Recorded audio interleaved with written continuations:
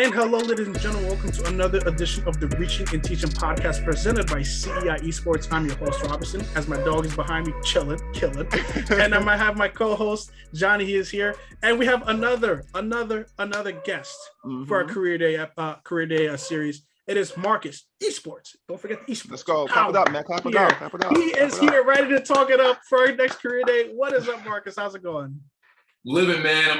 I say everybody, struggle, hustle, flow. So it's not easy, but I'm making every day one step better than the day before, and just killing along the way. 1% better, right? He's got the background setup. He's got the Superman comics. He's got the setup tapes of the wall. Nah, He's planning something. He's planning something. Watch out. So that means that. So just off rip, are you a huge comic book fan? Are you DC? Are you Marvel? Are you both? More so Marvel, and actually I can appreciate both of them. My take is that Marvel has better live action films, and DC is the go-to for animated films. And they try to do the others, they don't do very well. Unless you think about like Marvel's animated TV shows from like the 90s, all of that stuff was fire. X-Men and Spider-Man, yep. Mm-hmm. But not so much today, and definitely if you look at some of DC's live action stuff, it needs some work. Yes. So real quickly before we get into everything, Spider-Man comes out next week. Will you be there, Marcus? If I can, I got 2 toddlers, so I gotta in the book I'm supposed to be publishing next week, so it's gonna be a long week. I'm trying to be there though. Man, I heard you can't get tickets. I heard you can't get tickets. It's pretty rough right now, but I think you can probably find some way. Maybe not on opening day, but maybe on that Sunday. That's what I'm kind of looking at right now. It's a low key day, But hey, we'll see what happens. Right. Man, I look at it this way: if you finish the publishing, just reward yourself with a quick Spider-Man. There you go. That's pretty much how you do it. All right, cool. Let's get started. So, Marcus, explain to us your position and your field exactly for our students, because a lot of it could go in a lot of different directions. Just for the record, just set it straight. Like, what do you exactly do? What is your position? What I do is I basically advocate for how do you make esports and gaming mainstream. That's mainstream for businesses, that's mainstream for schools, that's mainstream for parents and guardians who are telling their kids that video games melt your brain. I'm mainstreaming the gaming industry. Would you consider yourself a businessman? Or would you consider yourself as, what is it, like the Jay-Z slang? I'm not a businessman, I'm a businessman. Would you consider yourself that? Yeah, I try not to take myself too serious, because I'm a kid at heart still, and I want to keep that because it keeps a fresh take. It allows me to innovate the way that I do without being as jaded. But I've got some scars, man. 10 years in this game, and I've built a road to success from a bunch of pebbles of failures or bricks of failures. Mm-hmm. All right. It's everyone has those. Everyone has those little bumps in the road, but it's the way it goes. It's the way the marathon goes. All right. So, talk about why do you include esports in it? Where does your love for esports come from? Why do you emphasize esports between Marcus Howard?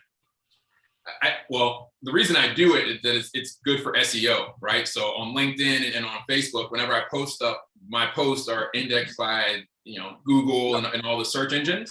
So I'm teaching the search engines to associate my name with the word esports. That's why I do it.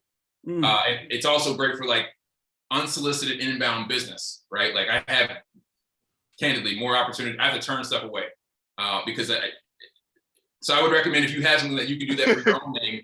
That's a hack right here. This is a gem. If you have something that's relevant to your podcast or whatever, put it in your name, and then people, when you start posting that content, people will associate you with thought leadership in that space. Because if you don't have the thought leadership, they'll see you as conceited. But if you have the thought leadership, the title is just reinforcing your thought leadership. Mm-hmm. So, ladies and gentlemen, put that in your name right now. Where's the pen and paper, guys? When you're writing on the state exam, when you're doing the state exam, if they do it anymore, I don't think they do it anymore. Or no, it's the Regents. If they do the state exam, just write your name, Robinson, for example, podcast press. They'll be like, get a little of this guy.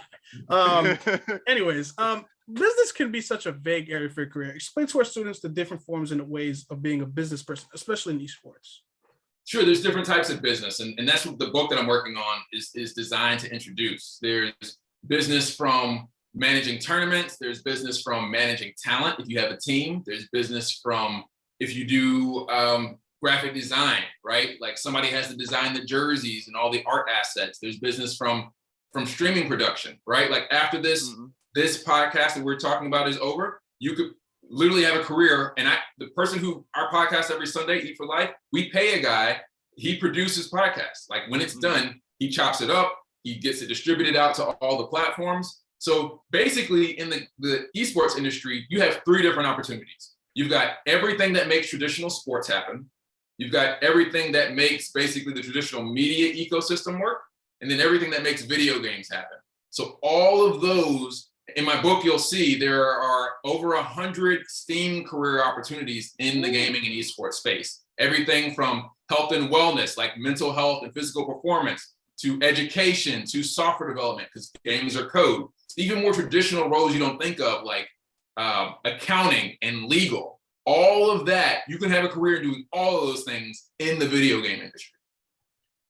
Isn't that amazing though? Sorry to cut you off, Rob, but like how much, and you say you've been in the game now for 10 years, how much, even in now those 10 years, how much those roles have expanded and how much of an ecosystem has been created under the umbrella of esports, right? Like we have a good friend of ours, Justin Jacobson, who is a lawyer, who was, shout out to Justin, who was on the show last year as a career day host, a guest, I should say. And he's actually, a lawyer for a lot of the esports figures in the space today. And it's like, who would have thought an esports figure would need a lawyer, right, to back them up on contracts, different opportunities to kind of have distribution and branding opportunities. So those things, to me, I think for our kids to understand, our students to understand, is that this world is big. It's only gonna get bigger, and I think they can slot themselves into so many different roles that, again, like you said, by parents and guardians who are saying video games poison your mind. Because growing up, Rob, I think you can touch on this too. Video games are a waste of time. Get outside and play. Ride your bike, do something. And now it's a legitimate career and pathway for some kids to kind of have a platform to where they can be a podcast, they can be a editor, they can be an accountant, a lawyer, things like that. So that's pretty mind blowing. Like I can't understand like how big this has gotten over the last 10, 15 years. Well, and ironically, Justin Jacobson's legal company is in my book. So the way the book is broken down is small world. 20% of the book, plug. 20% of the book is thought leaders, right? And it's about having like unapologetically bold conversations about the gaming industry and esports, including the stuff we're talking about. Like what we just mentioned, there's a Trinidad Hermida used to work at Niantic that makes Pokemon Go and the Harry Potter game in Ingress. She just left that company to go do her own company full time. And she wrote a thought leadership piece around it's why, especially communities of color, we don't see ourselves in the gaming industry. One, the ecosystem's kind of racist, but taking that aside, it's a lot of racists.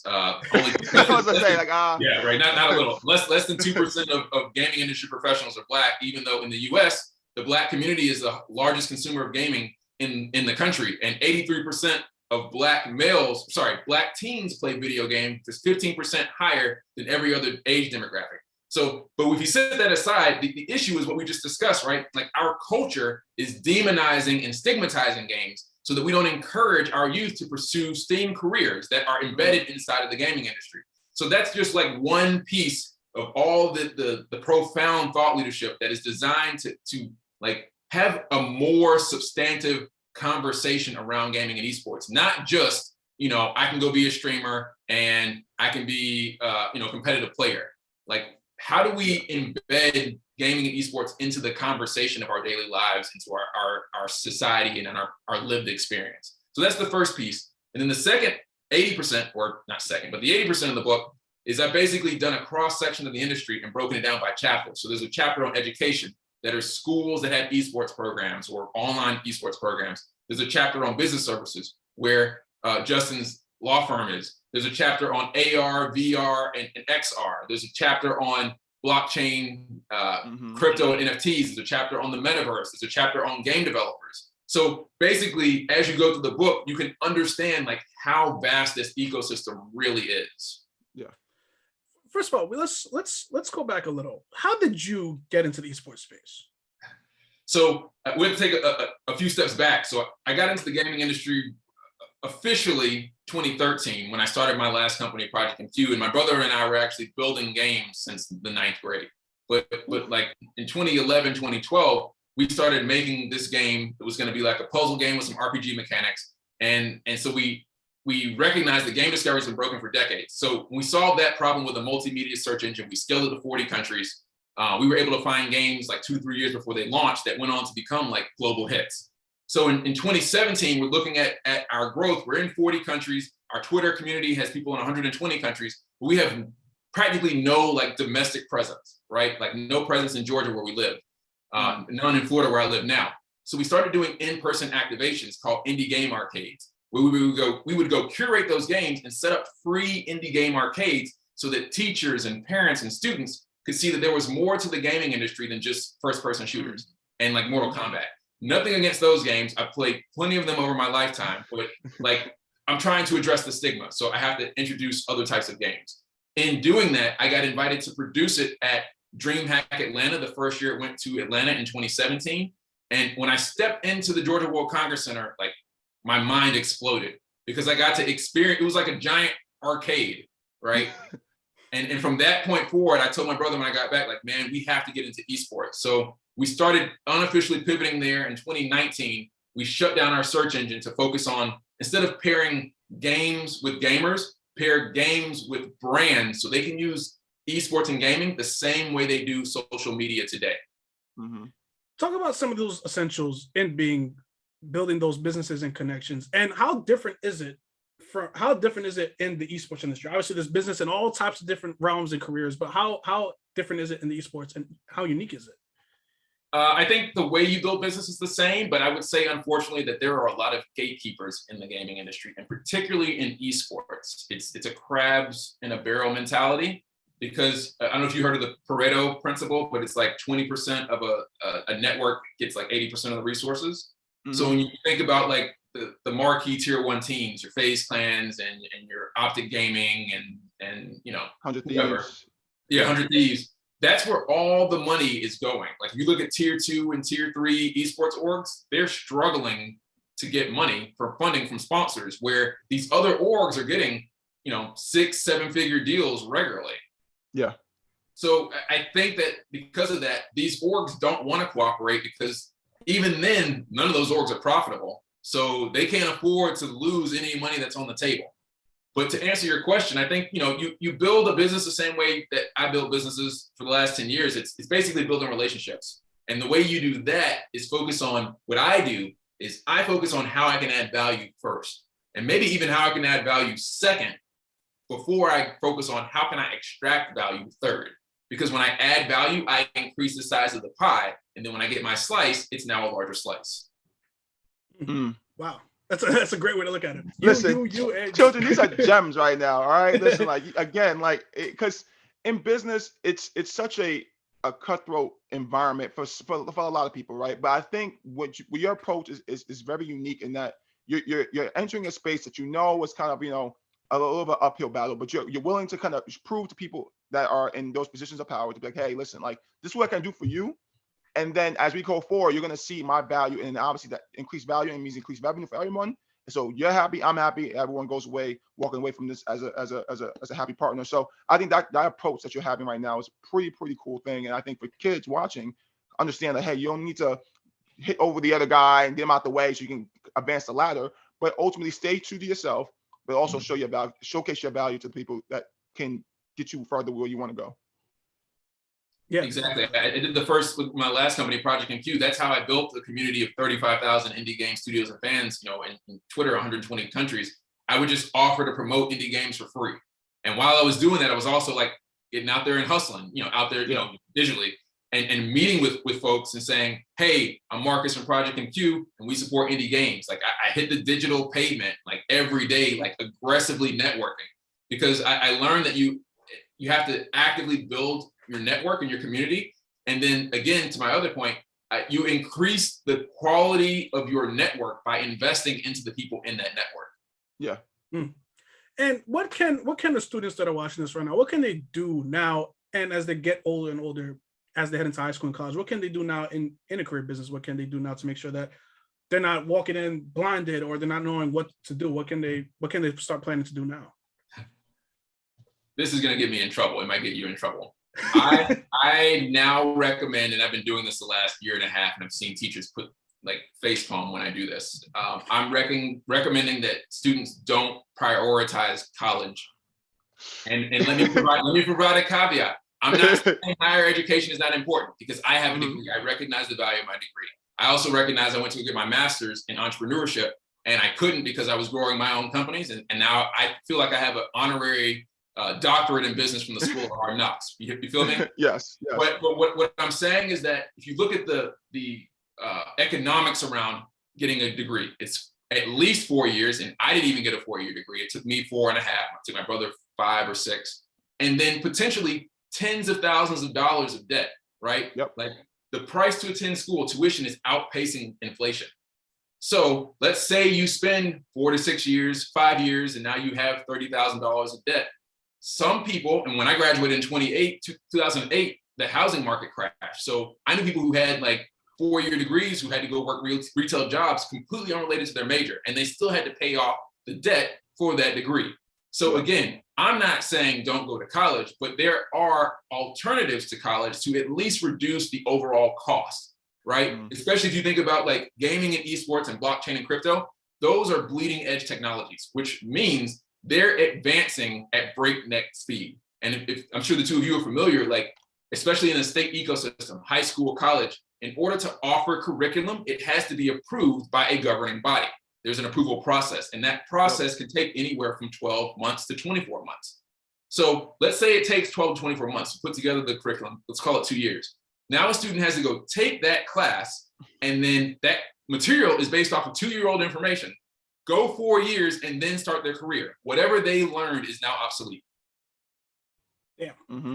As a guy that's doing a master's, as a master's student myself, it could that's something that I think about sometimes. Like, damn, this is cool and all, but you got to make sure that you get that job, and if not, you got to make sure that you're gonna have to pay some debt after that. But that's the price you pay when you again. It's at the end of the day, you're taking a gamble and you're betting on yourself. Yeah, you bet on yourself. You are. 100%. Yes, but I think the model, I think what Marcus is speaking to is the model, right? The model that we have right now in place in our institution is that, you know, you go to college, get your education up, and then you go get your big paying job, right? That's not the case anymore in this day and age, right? Obviously, like you said, the paying for college is outpacing inflation.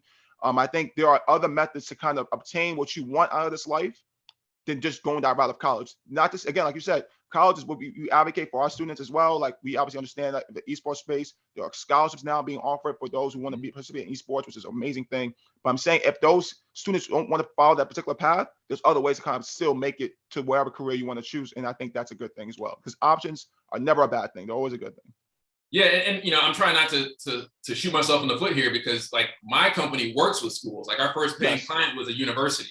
So I say that recognizing that my job for them is to help them evolve the college's business model so it can be more agile, right? Maybe it's not a 4-year degree, but something more certificate based that instead of taking 4 years to do, you can do in a semester. It might not be a full degree. Two things. It might not be a full degree, but it could help you decide if you want to do or not follow a career path. You can learn that in 90 days. The other thing that I told to them is that it also can become a funnel, right? So let's say you offer, if a 4-year degree, let's say, so Georgia Southern University, I went to school, Southeast Georgia, tuition was like, I don't know, $5,000 a semester. Everybody doesn't have $5,000 a semester. So what if you offered for 12 credit hours? What if you offer a certificate program for $500 and it's 90 days? Someone could take that course and then say, hey, I do think that I do like marketing and video games. Let me see where Georgia Southern is offering more information, education about marketing, so I can be better at that and get a degree. So either you give someone the opportunity to immediately start their career after 90 days, or you send them down a funnel to go get their degree. We don't have that right now. Yeah. It's something you gotta keep in mind at all times especially when you go into college. Just make sure you're aware of like what you want to do and the price you got to pay when it comes to do it. Yeah, that's every path is different. Yeah, so it's fine. Yeah, just gotta figure it out when you get there. So kids, you got a long ways away. We got middle schools, elementary school kids, so you have to worry about this for a little while. So take your time, guys. And it could be completely different by that time too. It could be completely different. Exactly, it could. Yeah. So well, you can think about the kids too, right? Like what what's his name, Bugga or Bugga, whatever. Yeah, you got $3 million in Fortnite, and he was 16. So in some cases, like you could be a small business owner Think about the people who were supporting his business before he was signed to Vayner Gaming. Like he could have like his next door neighbor doing all the video editing, right? Now you have a video editor business being spawned by a 16-year-old. You can start entrepreneurship earlier, right? Now tell us about your book. You teased it. You talked about it a lot throughout this conversation. Tell us, really dive into like what is the book and what is it about and what inspired it too. So I'll start with what inspired me. So I was reflecting on my career, right? Like I've been writing code for 15 years. I've been an entrepreneur for 10 years. I've been in the blockchain crypto space nearly 10 years and working in the gaming industry nearly 10 years. But, when I was in middle school and high school, like trying to even consider working in the gaming industry just wasn't an option for me. One, the internet was just becoming a thing, and I'm 35, so back in the day. And not too bad, not too shabby. Right, sorry. So I didn't have access to the information like we now have at our fingertips. You had to go to the library to use the internet. But so I wasn't able to get that information, and I didn't know it existed. My parents couldn't go get the information, and they didn't know it existed, but they got their success from college. So they said, you have to go to college. And I'm not knocking that at all because it worked well for them and it worked well for me. But they went with what worked for them. That's what they taught me.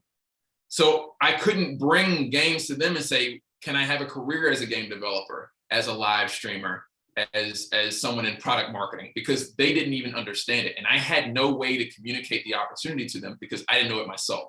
So this book is the book I wish I had in middle school for me as a student, for me as a gamer, for my parents, and for my teachers. Because in the 9th grade, when I built that game on the calculator, I was learning to code, but I was in trigonometry. My teacher couldn't appreciate that I was learning to code. She just recognized that I was playing video games in class. So while I was at lunch, she went to my desk and deleted the game off my calculator. Oof. But she didn't know any better, right? So this book is also for teachers. And then I also think about like in my career today, I'm making moves, but I'm still climbing uphill to get local politicians and local business investors and even small, medium businesses and sports teams to get behind esports. And it's because they don't understand. So the book is also for them, so they understand why they should value it from a business ecosystem perspective. Mm-hmm. And what's the name of this book, just to make sure? There you go. It's called Innovate Gaming and Esports. So this is what it's going to look like when it's done. This is the publisher. This book is called Best of Tampa Bay. The publisher is globalvillages.world. I don't know if you can see, maybe you can. It's not coming out. Can't focus. Oh, a little bit. There it goes. Okay, yeah, we got it. Yep. Mm-hmm. So that said volume 1. They're now in the 3rd volume of this book. They rebranded to Innovate. So my last company was featured in the 2nd book, Innovate Tampa Bay Volume 2, the gaming search engine, indie game search engine. Okay. Yep. And when they finished the book, they immediately like, hey man, would you like to do a book on the gaming industry? Because they were doing just markets, Houston and Silicon Valley and New York and Tampa. They were expanding into industries. So they said, would you like to do one on gaming and esports? I still had a full-time job. I was like, that sounds cool. I don't really have time. Let's think about it later. And then that was like 2019, 2020, the pandemic hit. And as you both know, like gaming and esports exploded.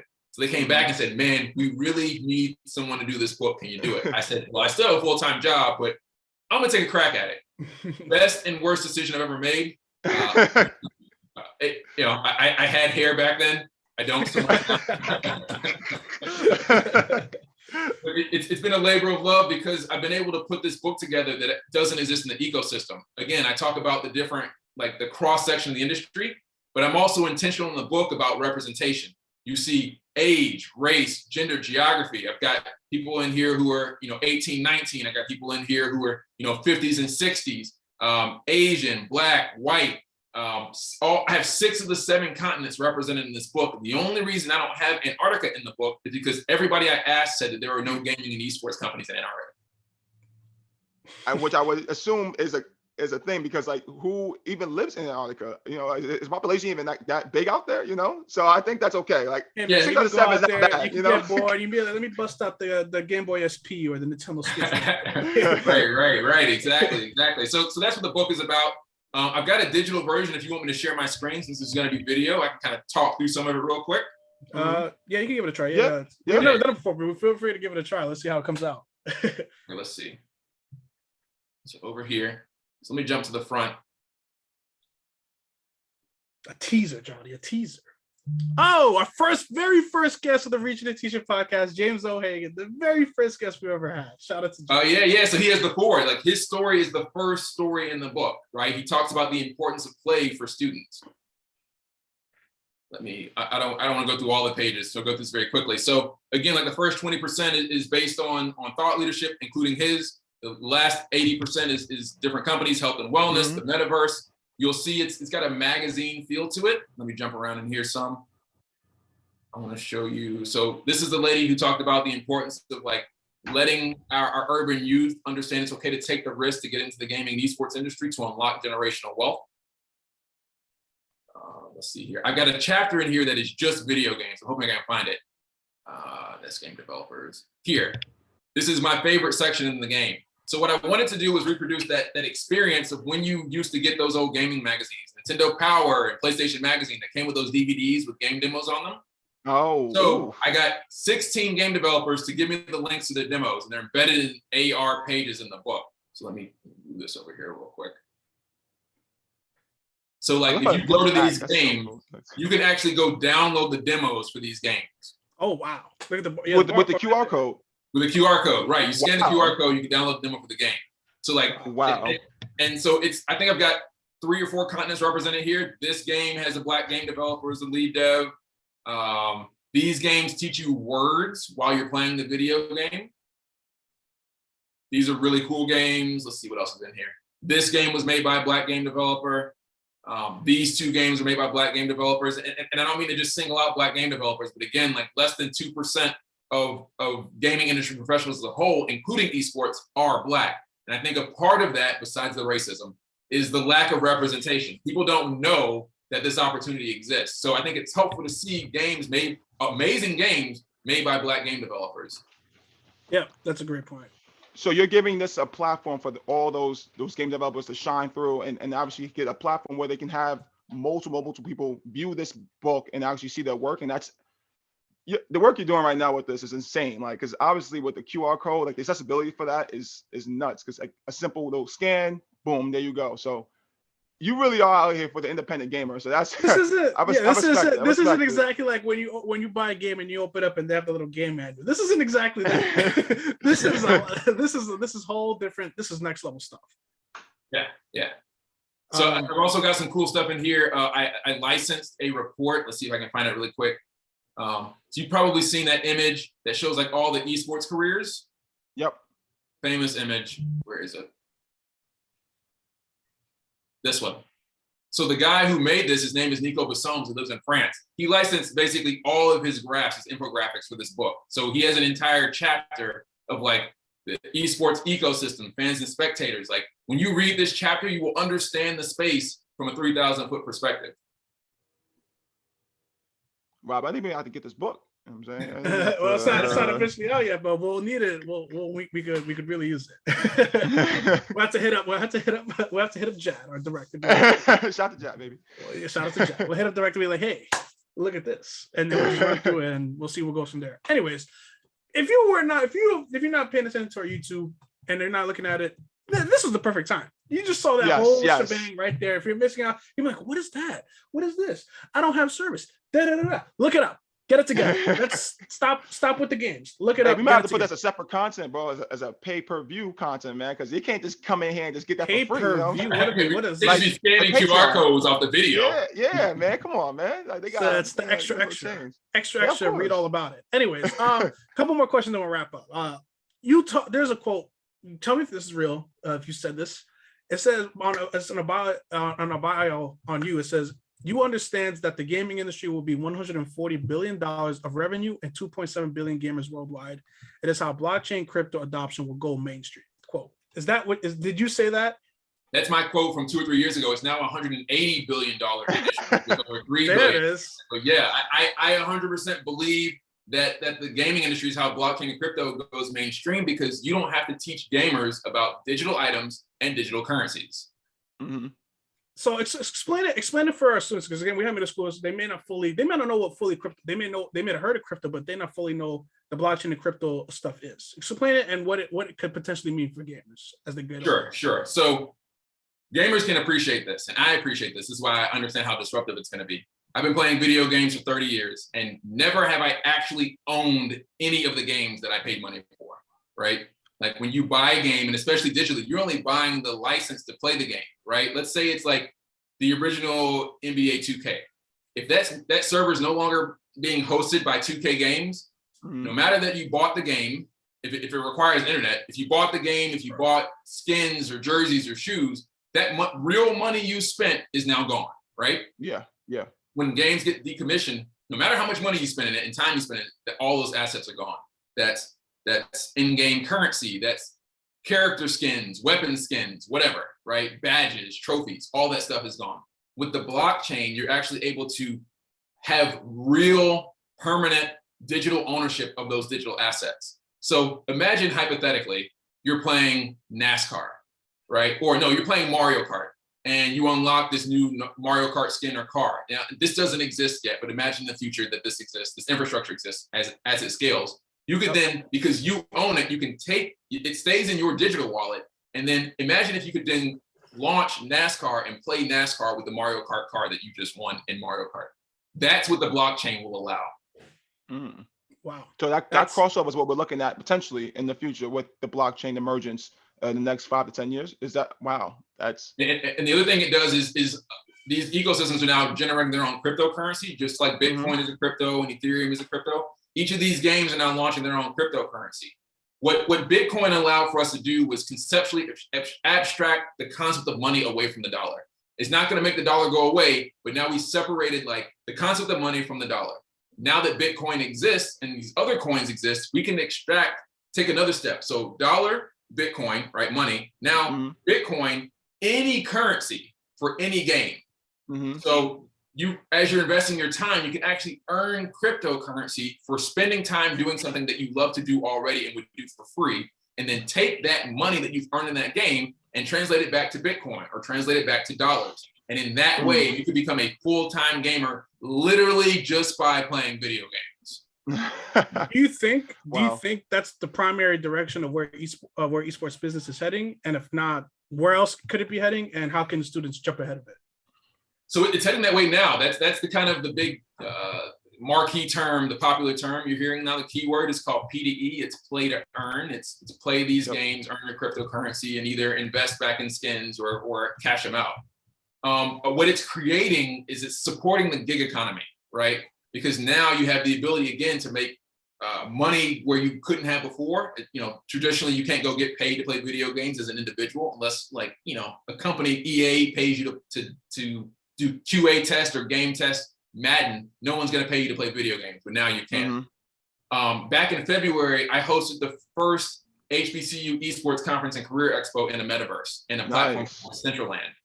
And what I was able to teach the students from the HBCUs who volunteered was the importance of that, which is powered by blockchain, because now you have virtual economies, right? Like if you're familiar with like The Sims or World of Warcraft, where you have these virtual economies, instead of you having to go to the store and get the designs that the game developers made for the weapons and the power-ups and all that stuff, now individual regular people are designing these animations and these characters and these animals and selling them on the market the same way you would on like Amazon or eBay. So you're creating an entire digital creator economy, which unlocks an entire new class of previously unemployed entrepreneurship. Wow. So the possibilities are endless, I feel like. So I think just jump ahead of it. Get on the wave now. Just hop on the wave. Like that's pretty much that's pretty much regardless. I think just jumping into the space now, again, our kids are young, 9, 10, 11, 12, 13. Like they're young. So yeah, there's a lot of time. But I think just getting to the space somehow, some way where you can make a friend, a connection, and just starting from that could lead you to a career that you even know was even possible right now in 2021, going on 2022. That will probably be around in 2028, 2029, things like that. So I'm excited, man. I'm really excited to see where esports is going to be launching off in this aspect of it, right? Like we get the other side of it, the actual gaming side, the logistics of how these billion-dollar corporations are kind of really funding and sponsoring these events.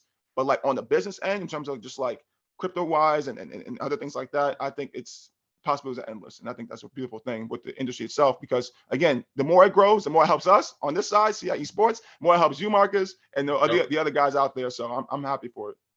Yeah, man, a rising tide lifts all boats, and that's what I've been doing. And I get in a lot of trouble. I don't know if you've noticed it on LinkedIn. I'm not very popular in the esports community because I see it as a bubble. And that's not to say that it's going away. I believe that esports is here to stay, and it's gonna in the future define, like, every sports team ultimately needs to have an esports division, because the average traditional sports fan is like 55 and only getting older, right? The average life expectancy is 80 years old. The average esports fan is like 24 and I guess sort of only getting younger.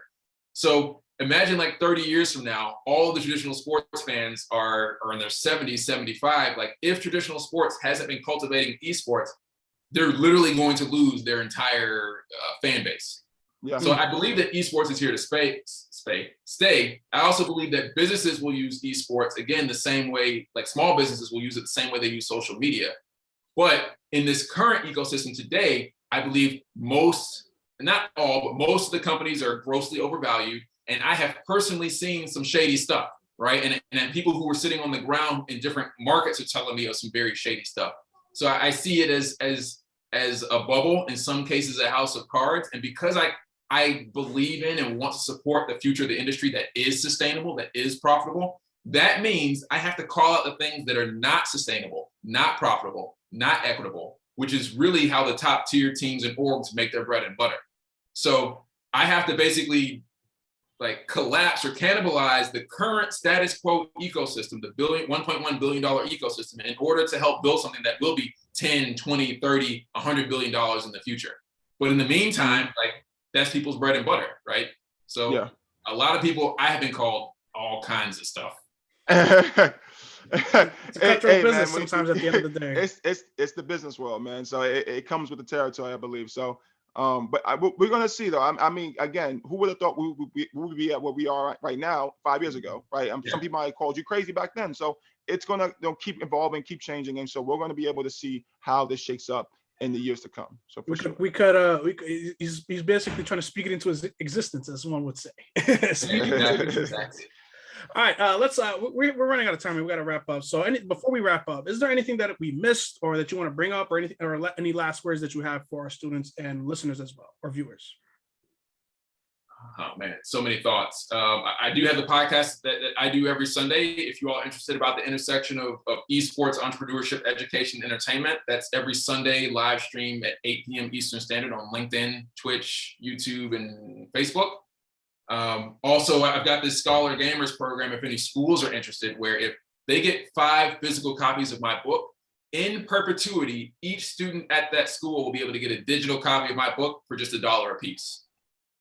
Oh, okay. And the reason I say 5 physical copies is I believe in a high school or K through 12 perspective, the president needs a copy, right? The principal needs a copy, the assistant principal needs a copy, the athletic director needs a copy, and they need to have 2 copies for the library for people who just don't have $1.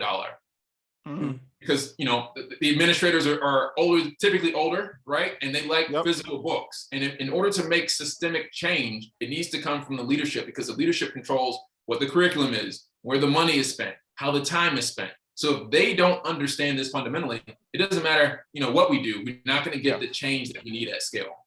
Mm-hmm. And lastly, where can the people? You mentioned your podcast every week, every Sunday. Check it out, LinkedIn, Twitch, Facebook. Check it out right there. Where can the people find you if they want to learn more about what you are?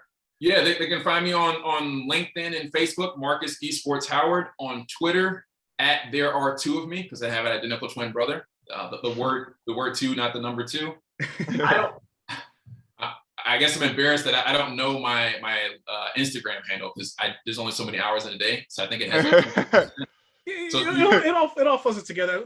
We'll throw it in here on the video version. At the end of the day, the phones are listening to us. Exactly. The phones are always listening to us. Yeah. And then my email, you can email me at marcus@metarena.gg, marcus@metarena.gg. So if you just ask, be like, hey, I can't find Marcus Howard's Esports, Marcus Esports Howard Instagram, they'll be just talking to like, oh, it pops up in the suggestions. That's what you want. So there you go. All right. Right.